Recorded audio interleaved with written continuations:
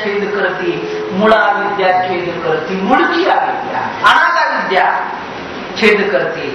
आणि एवढंच नाही, अज्ञान छेद करते. त्या ठिकाणी जे अज्ञान जे आहे ते सुद्धा अज्ञान छेद करते. मग त्याचे करून काय झालं तर अज्ञान छेदे करुणी अन्यथा ज्ञान त्रुटी होय. अन्यथा ज्ञान जे आहे त्याची त्रुटी झाली, अज्ञमन त्रुटी होय, अज्ञमनाची सुद्धा त्रुटी झाली, जीवत्व त्रुटी होय, म्हणजे सुख दुःख ग्राहकत्व जे होतं त्याची सुद्धा त्रुटी झाली.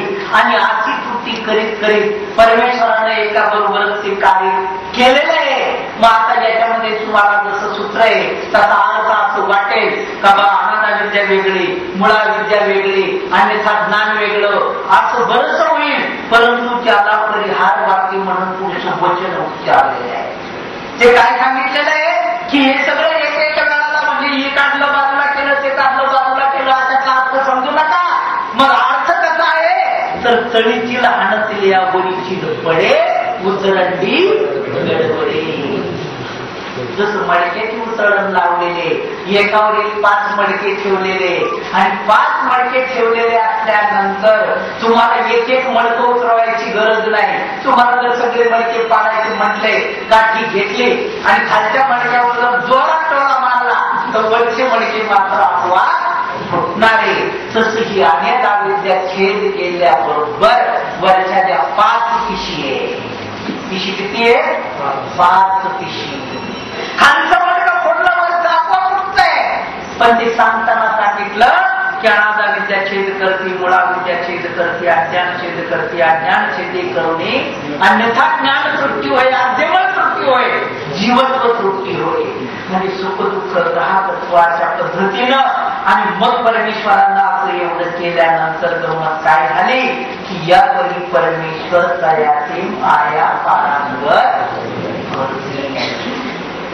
यापरी म्हणजे मागे सांगितली यापरी परमेश्वर तयाचे म्हणजे या जीवाचे माया पारंगत. माया पारंगत म्हणजे मायेच्या पलीकडं, मायेच्या पलीकडं स्वरूपामध्ये परमेश्वर पारंगत करते.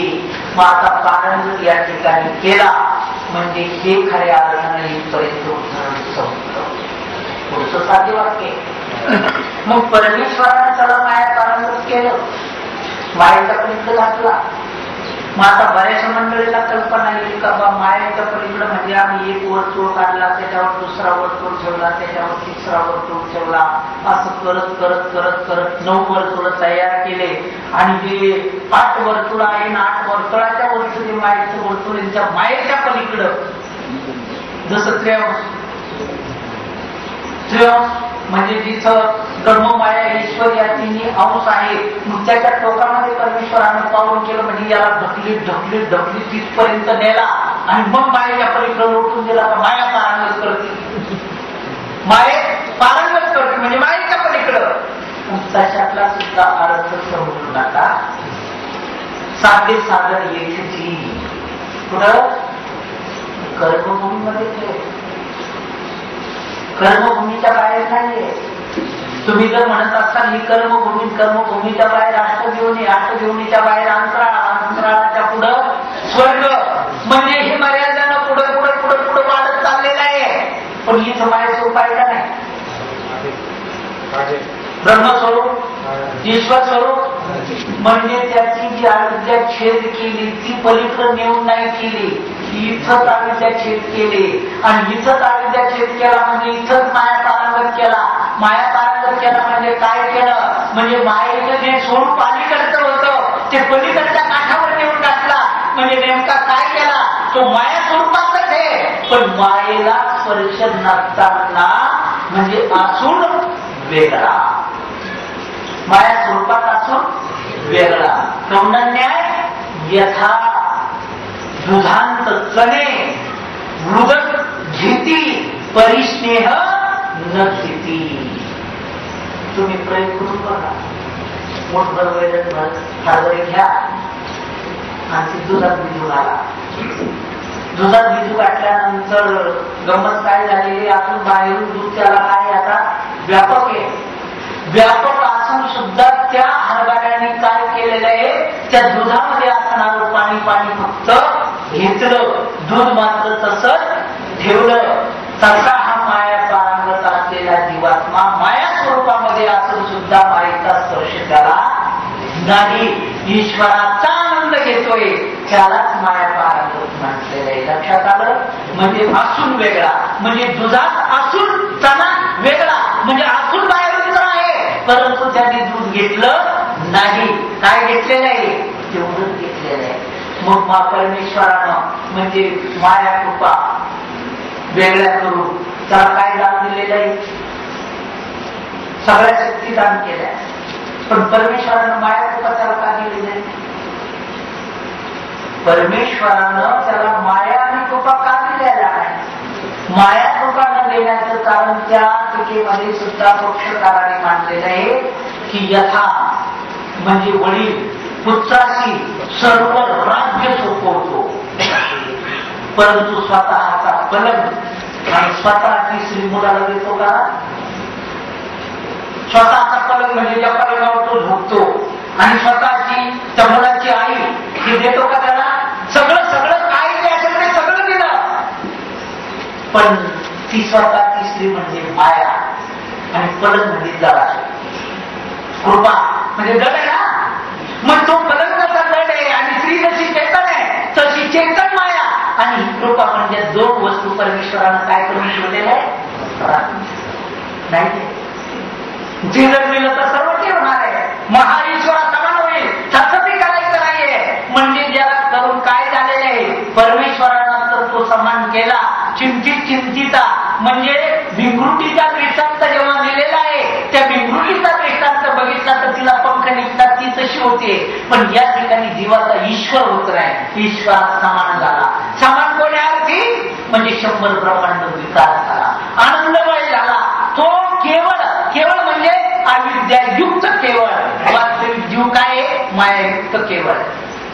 सर्व गोष्टीचं केवळ आहे, पण हा अविद्यायुक्त केवळ झालेला आहे. आणि अविद्यायुक्त केवळ झालेल्या जीवाला म्हणजे काय आता इथं फक्त सुख केवळ झालेला आहे, अविद्येचं निरसन झालेलं आहे. मग अशा पद्धतीनं याच ठिकाणी कर्मभूमीमध्ये परमेश्वर या सगळ्या जीवांचं करत पावन सुद्धा इथंच आहे, जे साधन सुद्धा इथंच आहे, साध्य सुद्धा इथंच आहे. आणि तेच जे साधन मिळालेलं आहे त्या साधनानंच आपल्याला साध्यापर्यंत जाऊन पोहोचायचंय. म्हणजे अशा पद्धतीचा हाच शब्द ज्ञान या खडतर प्रवास करत विषय ज्ञानापर्यंत जाऊन पोहोचला. विषय ज्ञानामध्ये त्याची अविद्याच्छेद झाली आणि अविद्याच्छेद होऊन मायेच्या पलीकडे जाऊन तो ईश्वर स्वरूपामध्ये पावन झाला. म्हणजे याला म्हणतात उद्धरण प्रकरण. पुढचे जे काही आता 57 वचन झाले, 67 वचन आहे, म्हणजे पुढे वचन किती राहिले? 9. ते साधी वाक्य आहे. तुम्ही म्हणता बाबांना हात का पण ठेवला, तुमचं का आता टाइम तर आहे आणखी बराच टाइम आहे, तुम्ही साधी वाक्य का सांगत नाही?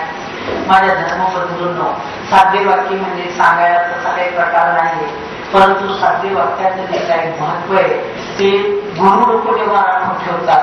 आम्ही जेव्हा सगळं 9 वर्ष गुरुच्या सन्निधानी होतो, 9 वर्ष सन्निधानी असताना सुद्धा 57 टीकापर्यंत गुरुन आमच्याकडून अभ्यास करून घेतला. पण शेवटच्या 9व्या वर्षामध्ये जेव्हा साधे वाक्य आणि महावाक्य जे काही असतं तर ते महावाक्य 12 वर्षाच्या नंतर गुरु सांगायला सुरुवात करतात. मग आता आम्ही जर तुम्हाला आजच या घडीला साध्य वाक्याला ते सांगून टाकायला सुरुवात जर केली तर आम्हाला सुद्धा ओळखण्याचा दोष लागेल. म्हणजे इथं घेतील बाहेर जाऊन पोगते. मग जे ओळखलं तर म्हणजे शास्त्राचं रहस्य आम्ही राखलं नाही, आणि शास्त्राचं रहस्य जर राखलं नाही तर शास्त्र कसं होईल? त्याला ते सबीज राहणार नाही, ते निर्मित झालं नाही पाहिजे, सबीज राहिलं पाहिजे. म्हणून शास्त्राचं रहस्य राखण्याकरता म्हणजे कुठं जरी याच्यात असलं तर साध्य वाक्याचं महत्व, महावाक्याचं महत्व म्हणजे हे काही एक वेगळंच आहे. आणि ते वेगळं असल्यामुळं म्हणजे तिथं जरी त्या चक्रधर मंदिरमध्ये 15 दिवस पोथी केली, 2 टाइम प्रवचन होतं. उद्धरण प्रकरण म्हणजे 16 दुनी 15 दुनी 30 30 वेळ मंदिरामध्ये प्रवचन करण्यात आलं, परंतु 57 वचनापर्यंतच प्रवचन झालं, पुढची 9 वचनं राखून ठेवण्यात आली. सांगण्याचं तात्पर्य हे जे संपूर्ण उदाहरण आहे, या संपूर्ण उदाहरणाचा प्रकार जर आपण बघितला तर अशा प्रकारचा जीव म्हणजे काय झालेले, परमेश्वर सृष्टीमध्ये परमेश्वर अवतरती मनुष्य वेशधारी होती. आपण क्रमाक्रमानं बघत माया पारांगत करते, म्हणजे मायेच्या पलीकडे जाऊन आता हा जीव पोचलेला आहे. आणि सूचीवचनाचं जर याच्यातलं म्हटलं तर त्याच्यामध्ये सुद्धा आणखी भेद असतात, पण ते भेद इथं काही आपल्याला निरूपण करायचे नाही. परंतु मायेच्या पलीकडे मात्र हा निश्चित केला. मायेच्या पलीकडे जाण्याकरता तुम्ही विचार करा, किती कष्ट सहन करावा लागेल. आपोआप झाला का नाही? मग हे जे दुःख आहे, तुम्हाला दुःखाची दरी ओलांडल्याशिवाय सुखाची हिरवळ लागत नाही. थोडक्यामध्ये म्हणजे एक दृष्टांत दिला, मग हा दृष्टांत कोणती जरी दृष्टांत असले आणखी दृष्टांत कितीतरी देता येते. म्हणून एकच गोष्ट लक्षात ठेवा, 184 योनी आपण फिरलो, आता मानवदेह भेटला. मानवदेह भेटल्यानंतर या मानव देहाचं सार्थक या नरजन्मामध्ये करून घ्या. विचार मनुष्यच करू शकतोय. मनुष्यानं विचार जर केला तर तो विचार केल्यामुळं काय होणार आहे, म्हणजे स्त्री असो अथवा पुरुष असो, विचार करून घरापर्यंत नेला आणि शुद्ध आचरण जर घडले तर आपला उद्धार आपल्या हातात आहे. नाहीतर हे चाललेलं कलियुगामध्ये मी एक दृष्टांत देत असतो, तुम्ही सुद्धा चरित्र वाचला असेल, ऐकला असेल. त्यामध्ये जर दृष्टांत तुम्ही जर खऱ्या अर्थानं जर बघितलं तर माझ्या धर्मबंधूंनो, हे युगच मुळात कसं आहे, अधर्मयुग आहे. कलियुगामध्ये असून विसरून हिंसा आहे. पापणीला पापणी लावणं सुद्धा काय सांगितले या युगामध्ये, हिंसा सांगितली.